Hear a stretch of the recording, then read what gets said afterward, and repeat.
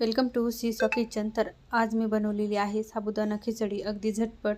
तर कढईमध्ये तेल घातलेलं आहे। तेल छान तापल्यानंतर त्यामध्ये 4 लवंगी मिरची घातलेली आहेत। त्यानंतर एक बटाटा कट करून घेतलेला आहे, साल काढून तो घातलेला आहे।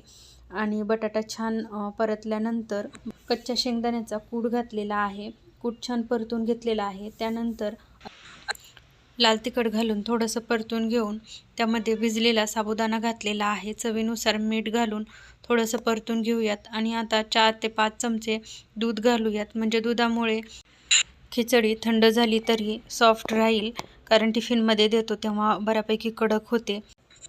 कच्च्या शेंगदाण्याचा कूट वापरून बऱ्याच वेळा मी साबुदाणा खिचडी बनवते। फक्त कूट जो आहे तो छान परतू द्यायचा, त्याचा स्मेल यायला लागला खरपूस भाजलेला की मग साबुदाणा घालायचा।